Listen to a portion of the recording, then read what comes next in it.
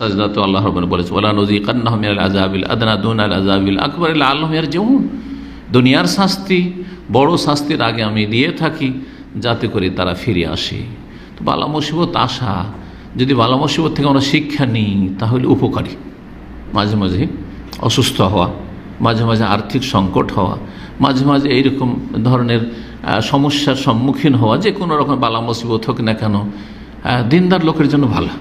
পারিবারিক একটা অশান্তি, হঠাৎ করে স্বামী স্ত্রীতে ঝগড়া, ছেলেমেয়েরা দেখছেন অবাধ্য হয়ে যাচ্ছে। একজন নেক মানুষ চিন্তা করবেন আমার ছেলেগুলো খারাপ কেন হয়ে যাচ্ছে, আমার ছেলেমেয়েরা কথা কেন শুনছে না, আমার স্ত্রী কেন কথা শুনছে না, আমার সাথে আমার ভাইদের কেন ঝগড়া দ্বন্দ্ব লেগে যাচ্ছে, সমস্যা কেন? তো মুহাসাবা করবেন, নিজের হিসাব কষবেন আপনি এবং সংশোধন করলে আল্লাহ এর জীবন যাতে করে ফিরে আসে। আল্লাহ রাব্বুল আলামিন যেন তৌফিক দান করেন। আজকে বালা মুসিবতের যে বিষয়ে আয়াতগুলি বললাম, আশা করি এগুলি যথেষ্ট। তো দুই একটি হাদিস আমি পেশ করব, বিশেষ করে যেগুলো রাষ্ট্রীয় বালা মুসিবত, আর যেগুলো এই ধরনের বালা মুসিবত, সেসব ক্ষেত্রে করণীয় এবং এইসব জুলমের শিকার হওয়া যুগে যুগে হয়েছে। কিসের কারণে হয়েছে? সেটাও পাপের কারণে। ওই হাদিসগুলো প্রমাণ করবে হাদিসগুলো। আর তার সাথে আমাদের করণীয় সেই হাদিসে রাসূলুল্লাহ সাল্লাল্লাহু আলাইহি ওয়াসাল্লাম বলে দিয়েছেন। আর আজকালকার লোকেরা কি করে, এই একটি মানহাজগত, আকীদাগত গুরুত্বপূর্ণ পয়েন্ট আপনাদেরকে আজকে ধরিয়ে দেবো ভালো করে, কারণ এগুলো মানুষ মোটা বুঝে ধরতে পারে না। রাসূলুল্লাহ সাল্লাল্লাহু আলাইহি ওয়াসাল্লাম কি বলেছেন আর আজকালকার মানুষরা কি করে। যদি সরকারকে দেখে অথবা নেতাদেরকে দেখে যে অন্যায় কাজ করছে, তাহলে আজকালকার লোকেরা কি করে, কারণ গণতন্ত্র মগজে ঢুকে আছে। আর গণতান্ত্রিক অধিকার হচ্ছে যে মিছিলে বেরিয়ে যাও, হ্যাঁ, বিক্ষোভে নেমে যাও, আর তারপর ভাঙচুর শুরু করে দাও, জ্বালাও আর পোড়াও, হ্যাঁ, রাস্তাঘাট বন্ধ করো, হ্যাঁ, দেশকে অচল করে দাও, গাড়ি চলতে দেব না, করছেন না, কারণ মগজে ঢুকে আছে ওই যে কুফরি তন্ত্র, গণতন্ত্র ঢুকে আছে। আমরা সেটাকে বুঝে সুঝে নিই, আর না হলে অচেতনভাবে নিই, সেটাকে ইসলামের লেবাস পরিয়ে নিই ইসলামী গণতন্ত্র বলে, অথবা ব্যাস যেমন যারা ইসলামের দোহাই দিয়ে যারা রাজনীতি করে না তাদের রাজনীতি হোক, আর যারা ইসলামের দোহাই দিয়ে করে সবখানে ইসলামিক লাগিয়ে দিলে কাজ হয়ে যায়, ইসলামিক লাগিয়ে দিল। করছে লোকেরা কি, সরকার বিরুদ্ধে বেরিয়ে যেতে হবে, বেরিয়ে যাওয়া বিভিন্ন রকমের, বেরিয়ে যাওয়া সেটা একটা সোশ্যাল মিডিয়া স্ট্যাটাস দেওয়ার মাধ্যমে হইতে পারে। রাস্তায় বেরোলেন না, হয়তো মিছিলে বিক্ষোভে বেরোলেন না, আপনি জ্বালাও পোড়াও করতে গেলেন না, কিন্তু আপনি সোশ্যাল মিডিয়াতে, ফেসবুকে, আরও যেসব টুইটারে এমন কিছু করলেন যেটাতে মানুষের মাঝে আগুন লাগিয়ে দিল, মানুষের রক্ত টকবক করে ফুটছে আপনার টুইট বার্তা পড়ে, অথবা আপনার ফেসবুকে আপনার স্ট্যাটাস পড়ে।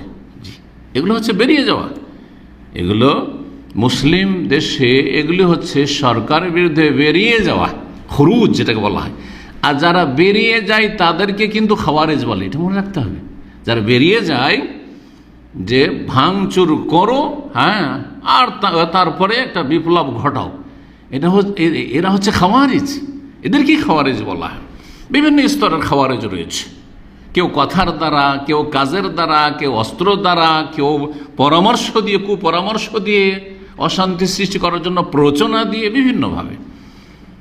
কিন্তু রাসূলুল্লাহ সাল্লাল্লাহু আলাইহি ওয়াসাল্লাম কি বলেছেন, মান রা মিন আমিরিহি শাইআন ইয়াকরাহু ফালিয়াখরুজ বলেছেন, বেরিয়ে পড়ো বলেছেন, হ্যাঁ, সোচ্চার হয়ে যাও, আগুন লাগিয়ে দাও, দেশে আগুন জ্বলবে বলছে না, আরো কত কি বলছে ওদের ভাষাগুলি। জি, কিন্তু নবী করিম সাল্লাল্লাহু আলাইহি ওয়াসাল্লাম ফালিয়াখরুজ বলেননি, কি বলেছেন ভাষার, ফালিয়াসবির আলাইহি, ফালিয়াসবির, ধৈর্য ধারণ করো।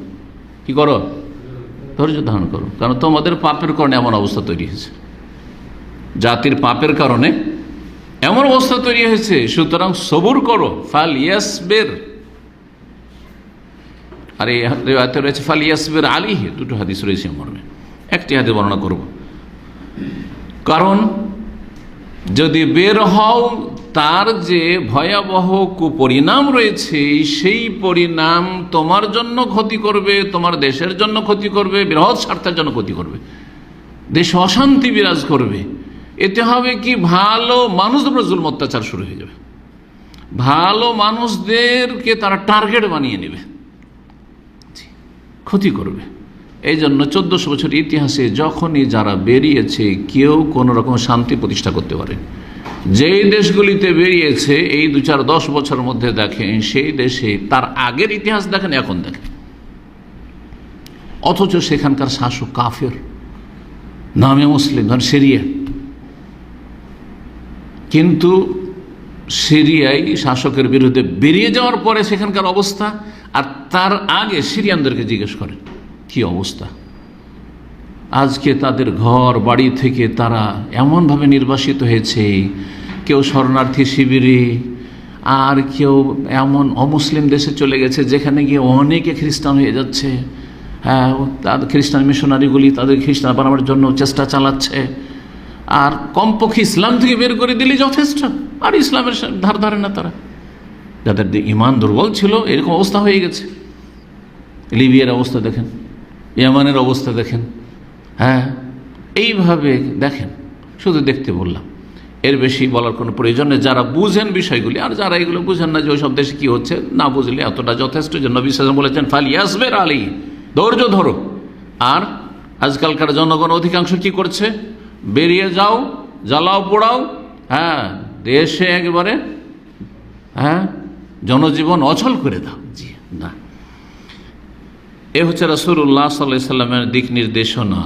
তোমাদের পাপের কারণে হয়েছে, সবর করো। সবরের সাথে ওয়াস্তাইনু বিস-সাবরি ওয়াস-সালাহ, সালাতের পাবন্দি করো, ধৈর্য ধারণ করো, আল্লাহর কাছে গুনাহের জন্য ক্ষমা চাও এবং আল্লাহর দিনের দিকে ফিরে আসো, দেখো অবস্থার পরিবর্তন হবে। এটা হচ্ছে সমাধান। আরেকটি হাদিস শুধু শোনাবো এই মর্মে। জুবাইর বিন আদি রাদিয়াল্লাহু তাআলা আনহু বর্ণনা করছেন যে আতাইনা আনাস বিন মালিক, আমরা আনাস বিন মালিক রাদিয়াল্লাহু তাআলা আনহুর কাছে আসলাম। হয়তো জুবাইর বিন মালিক সাহাবী নাও হইতে পারে। আনাস বিন মালিক রাদিয়াল্লাহু তাআলার কাছে আসলেন, প্রখ্যাত সাহাবী, নবী সাল্লাল্লাহু আলাইহি ওয়াসাল্লাম 10 বছরের খাদেম মদিনার।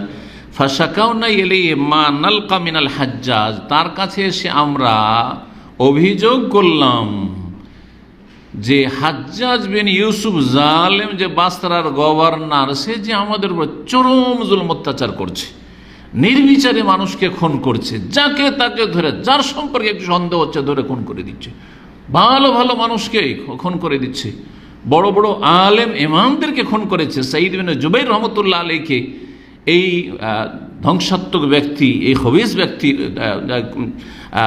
হত্যা করেছে। তারপরে তিনি বদদুয়া দিয়েছেন যে আল্লাহ আমার পরে যেন কোনো ব্যক্তিকে হত্যা না করতে পারে। তারপরে এই অভিশপ্ত ধ্বংস হয়েছে। তো যাই হোক, যদিও সে কাফের নয়, কিন্তু সেই উম্মতে মুসলিমার সে কলঙ্ক একজন। তো এই হাজ্জাজ বিন ইউসুফ জালেমের পক্ষ থেকে যে জুলম অত্যাচার আমাদের হচ্ছে, এর অভিযোগ করলাম আনাস বিন মালিক রাদিয়াল্লাহু তাআলা আনহুর কাছে। আনাস মালিক রাদিয়াল্লাহু তাআলা আনহু কি উপদেশ দিয়েছিলেন? বলেছেন যে চলো বের হই এর বিরুদ্ধে, আন্দোলন করো, বিক্ষোভ করো, মিছিলে বেরো। বলেছেন দেশে আগুন লাগিয়ে দাও, দেশকে অচল করে দাও, কথা বলেছেন। শব্দটা শোনেন, সহিহ বুখারীর হাদিস। ফাকালা ইসবেরু, তোমরা ধৈর্য ধারণ করো, এত জুলম অত্যাচার হচ্ছে, ইসবেরু, সবর করো, তোমরা ধৈর্য ধারণ করো। ফাইন্নাহু লা ইয়াতি আলাইকুম জামানুন, দেখো যেই জামানাটা আগামীতে আসছে সেটা সামনে রাখো, আর বিগত জামানা নিয়ে একটু চিন্তা করে দেখো কোন জামানাটা বেশি ভালো। 10 বছর 20 বছর আগে যে জামানা ছিল সেগুলোকে আমরা কিন্তু খারাপ বলতাম। কি খারাপ অবস্থা, কি অশান্তি। 30 বছর আগেও আমাদের মনে পড়েছে, 30 বছর আগেও যে অবস্থা ছিল সেটাকে আমরা খারাপ বলতাম। কি যে অবস্থা মুসলিমদের, আর কি যে মুসলিমদের জুলম অত্যাচার হচ্ছে, বলতাম না। কিন্তু ওই 20 বছর 30 বছরের ইতিহাসটাকে সামনে রাখেন, যেটা চলে গেছে, গত হয়ে গেছে, আর সামনে বর্তমান যে অবস্থাকে সামনে রাখেন, আর দুটোকে তুলনা করে দেখেন যে কোনটা বেশি ভয়াবহ অবস্থা, হ্যাঁ, কোনটা বেশি বিপজ্জনক অবস্থা। বালা মুসিবত কমেছে না বেড়েছে? বেড়েছে। আগের অবস্থা ভালো ছিল না, এখনকার অবস্থা ভালো? যে আগের চাইতে এখন আমাদের অবস্থা ভালো সব দিক থেকে। হ্যাঁ, পয়সার দিক থেকে একটু ভালো হয়েছে, পকেট একটু গরম হয়েছে। 30-40 বছর আগে মানুষের পকেটে একটু পয়সা কম থাকতো, এখন পয়সা একটু হয়েছে, কিন্তু বাকিগুলো সব অশান্তি আর অশান্তি, আযাব আর আযাব। জি, ইসবিরু, ধৈর্য ধারণ করো, ফাইন্নাহু লা ইয়াতি আলাইকুম জামানুন ইল্লাল্লাযী বাদাহু শাররুম মিনহু, কারণ যে জামানাটা আসছে এই জামানার চাইতে তারপরে যে জামানা আসছে সেটা আরো বেশি খারাপ, শাররুম মিনহু। বর্তমান যে জামানা, আগামীতে যে দিনগুলি আসছে এটা ভাবিও না যে ভালো অবস্থা হবে, কারণ মানুষ ভালো হচ্ছে না, খারাপ হচ্ছে। যখন জনগণ খারাপ হচ্ছে তখন আল্লাহর পক্ষ থেকে আযাব বাড়ছে, শাস্তি বাড়ছে।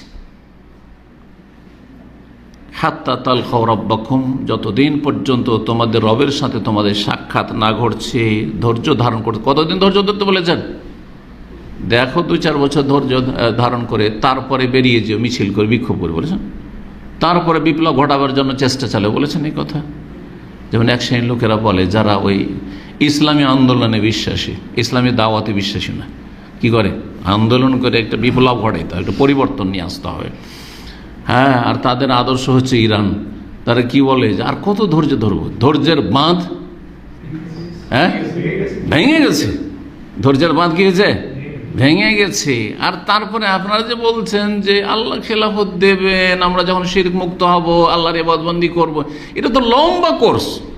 এ কখনো ইমাম মেহেদির যুগের আগে তো আশাই করা যায় না, আমরা নিজেরা ভোগ করতে চাই। সুতরাং দেখেন 70-80 বছর হয়ে গেল, কিন্তু এই স্বপ্ন দেখেই থেকে গেল। শুধু জুলমের শিকার আর অশান্তির কারণেরা কোনো শান্তি প্রতিষ্ঠা করতে পারেনি। কিন্তু যদি এই শ্রমটা তারা দিনের দাওয়াতে লাগাইতো, তৌহিদ সুন্নতের দাওয়াত দিত, ফরজ ওয়াজিবের দিকে দাওয়াত দিত, আল্লাহর মসজিদের দিকে, ইবাদতের দিকে দাওয়াত দিত, যতই জালিমি সরকার হোক, নামাজ পড়তে বাধা দেয় না আলহামদুলিল্লাহ এখন পর্যন্ত, তাই না? রোজা রাখতে, সিয়াম পালন করতে বাধা দেয় না। যাকাত দিব, বাধা দিচ্ছে নাকি? হজ করছি, বাধা দিচ্ছে নাকি?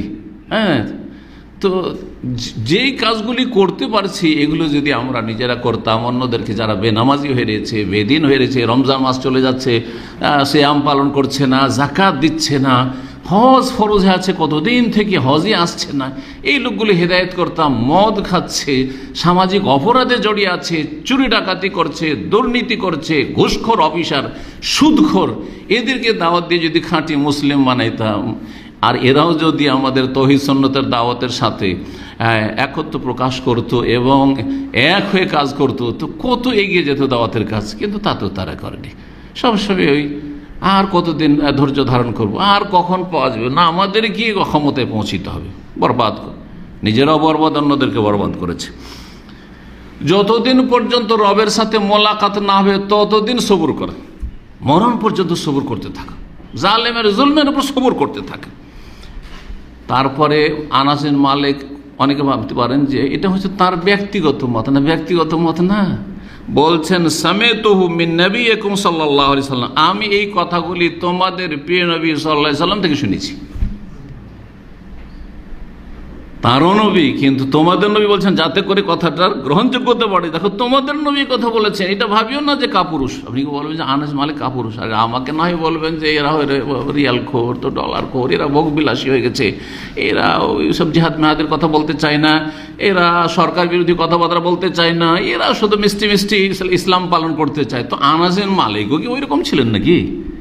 আমি তো আনাস মালিকের কথা বলছি, আর তিনি তো রাসূলুল্লাহর কথা বলছেন। আল্লাহ যেন বুঝার তৌফিক দান করেন এবং সংশোধনের তৌফিক দান করেন।